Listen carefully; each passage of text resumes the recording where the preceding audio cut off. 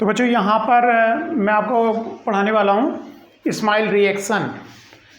Ismail reaction, ये Ismail reaction जो बच्चों क्या है, इंट्रामोलिकुलर न्यूक्लियोफिलिक सब्स्टिट्यूशन रिएक्शन है। तो थोड़ा सा बेसिक समझते हैं इसके बारे में, न्यूक्लियोफिलिक सब्स्टिट्यूशन के बारे में, फिर बाद में आते हैं हम इस्माइल रिएक्शंस पे। यहाँ पर हम इस्माइल रिएक्शन की मैकेनिज्म देखेंगे।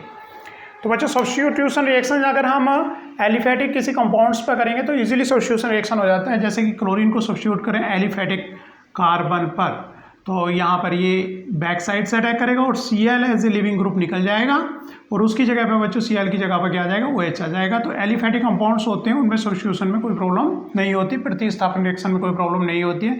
ये इजीली न्यूक्लियोफाइल उसको लिविंग ग्रुप को सब्स्टिट्यूट करके उसकी जगह पर आ जाता है।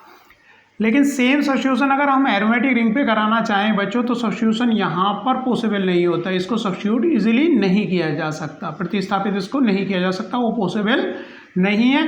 क्योंकि बच्चों यहाँ पर ये न्यूक्लियोफाइल है और एरोमेटिक रिंग भी क्या है, इलेक्ट्रॉन रिच है।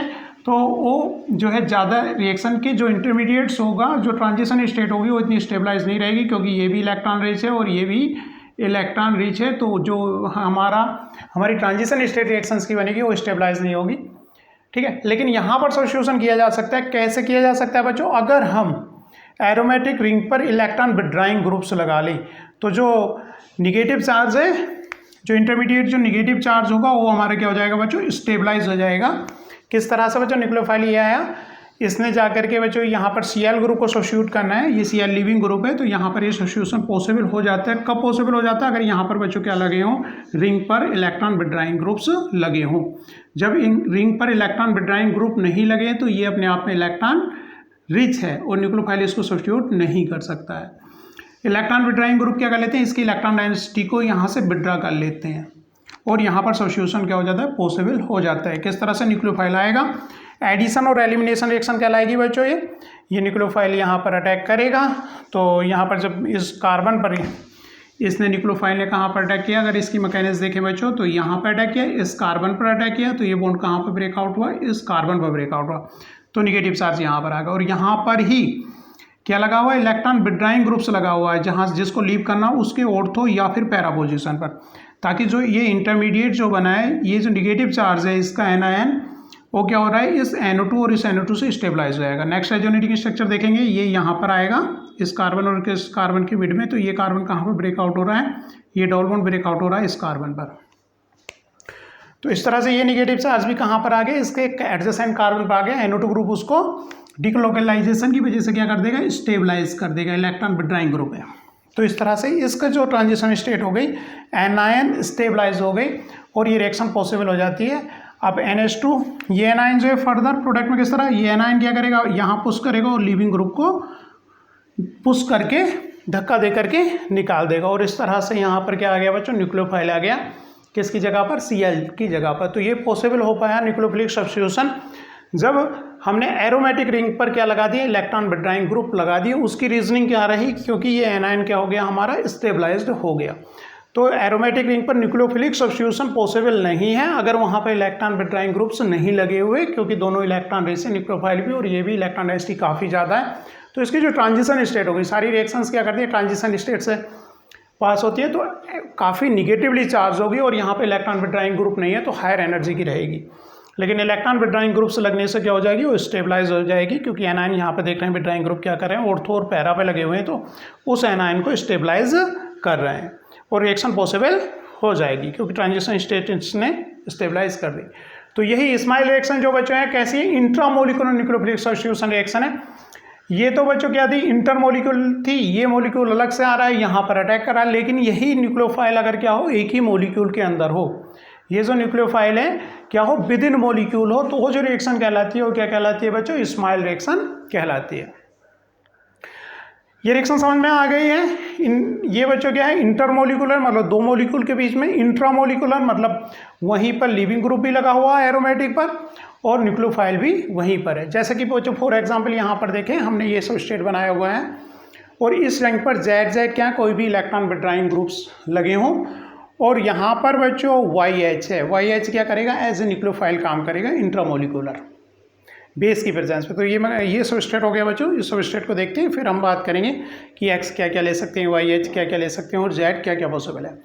तो बच्चों ये सबस्ट्रेट है in the presence of base क्या करेगा, बेस किसको बोलते हैं बच्चों, जो एसिडिक प्रोटॉन ऑब्स्ट्रक्ट करे। तो एसिडिक प्रोटॉन क्या है, OH।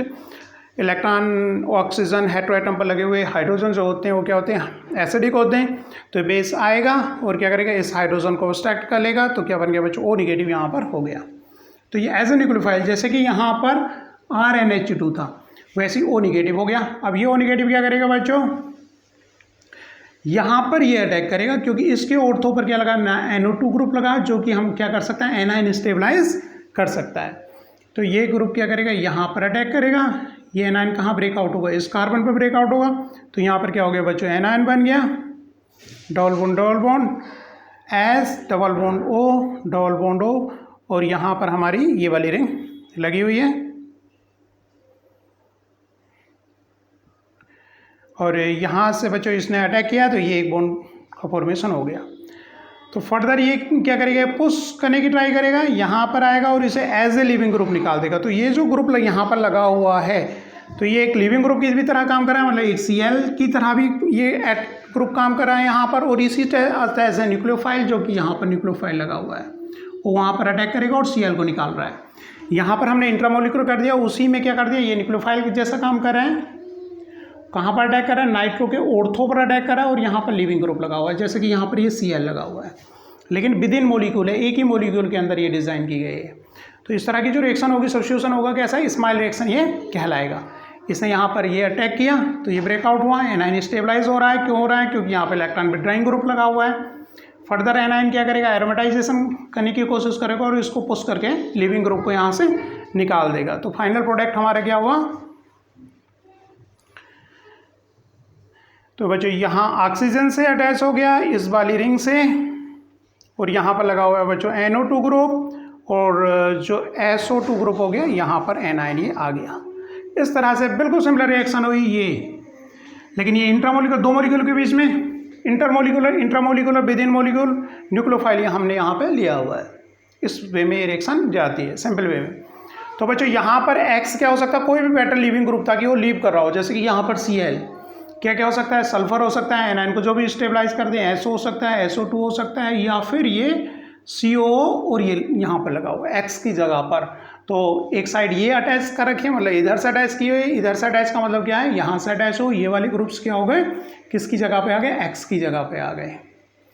यहाँ ये जो दो बॉन्ड्स दिखाए हुए हैं, मतलब यहाँ पर और यहाँ पर SO2 ग्रुप, जैसे कि यहाँ पर अटैच है। तो यहाँ पर X क्या हो सकता है बच्चों, कोई भी जो एनायन स्टेबलाइज कर सके, जो बेटर लिविंग ग्रुप हो। Z क्या है बच्चों, जो कि एनायन को स्टेबलाइज कर सके। यहाँ पर जब ये अटैक करेगा तो ये एनायन बनता है जो ट्रांजिशन स्टेट को स्टेबलाइज करे। तो कोई भी इलेक्ट्रॉन विथड्रॉइंग ग्रुप्स यहाँ पर हो सकता है, जैसे कि NO2 ग्रुप एनायन स्टेबलाइज कर रहा है डिलोकलाइजेशन की वजह से, या फिर CN group CH3 inductive effect की वजह से इलेक्ट्रॉन विथड्रॉइंग ग्रुप बना हुआ है, जो कि एनायन को स्टेबलाइज करेगा। यहाँ पर YH कोई भी बेटर न्यूक्लियोफाइल, YH मतलब यहाँ पर जो एज ए न्यूक्लियोफाइल करेगा अटैक। क्या हो सकता है बच्चों, OH हो सकता है, NH2 हो सकता है, NH4 हो सकता है, और SH हो सकता है। ठीक है, तो यहाँ पर ये सेमी इस्माइल रिएक्शन जो कैसी है बच्चों, इंट्रामोलिकुलर न्यूक्लियोफिलिक सब्स्टिट्यूशन है।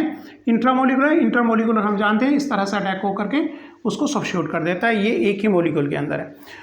दूसरी बात बच्चों, अगर यहाँ पर हम इस ग्रुप में जो एरोमेटिक रिंग है, यहाँ पर इलेक्ट्रॉन विथड्रॉइंग ग्रुप लगा दें NO2, तो रिएक्शन के रेट को डिक्रीज कर देता है। रीजनिंग क्या हुई बच्चों उसकी, क्यों, रेट ऑफ रिएक्शन डिक्रीज हो जाएगा NO2 ग्रुप यहाँ पर इलेक्ट्रॉन विथड्रॉइंग ग्रुप कोई भी लगाने पर, क्योंकि बच्चों ये तो इलेक्ट्रॉन विथड्रॉइंग करेगा।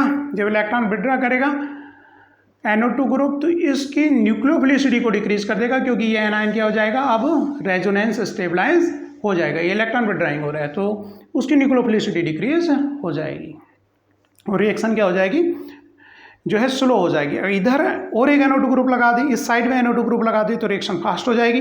रीज़न क्या है, इसकी इलेक्ट्रोफिलिसिटी इंक्रीज हो जाएगी, क्योंकि ये तो क्या बना रहा है, और बेटर इलेक्ट्रोफाइल। इसको अगर यहाँ लगा रहे हैं NO2 ग्रुप, तो इसको और इलेक्ट्रोफाइल, बेटर इलेक्ट्रोफाइल बना रहा है, और ज़्यादा रेजोनेंस स्टेबलाइज एनायन हो जाएगा अगर NO2 ग्रुप यहाँ पर लगाए। इसके अपोजिट अगर NO2 ग्रुप इस वाली रिंग पर लगाएं हम, तो क्या करेगा, ये न्यूक्लियोफिलिसिटी को डिक्रीज करेगा और रिएक्शन क्या हो जाएगी, स्लो हो जाएगी। बहुत सिंपल रिएक्शन है बच्चों, और यहाँ पर हम डिफरेंट सबस्ट्रेट लेकर के हम इस रिएक्शन मैकेनिज्म को ट्राई कर सकते हैं बच्चों। जैसे कि यहाँ पर सल्फर ले लें, या यहाँ पर क्या ले सकते हैं, हम ऑक्सीजन ले सकते हैं। यहाँ पर मैंने प्रीडीन ले लिया है, या प्रीडीन पर यहाँ पर सब्स्टिट्यूशन पॉसिबल है। यहाँ पर बेस आएगा, यहाँ पर अटैक करेगा, यहाँ नाइट्रोजन पर नेगेटिव चार्ज गया, फट दो पुश बैक करेगा और सल्फर को निकाल देगा, तो यहाँ नाइट्रोजन से सब्स्टिट्यूशन हो जाएगा। आई होप इसके डिफरेंट एग्जाम्पल करो मैकेनिज्म पे इस तरह से। ठीक है, इंपॉर्टेंट रिएक्शन है बच्चों स्माइल रिएक्शन।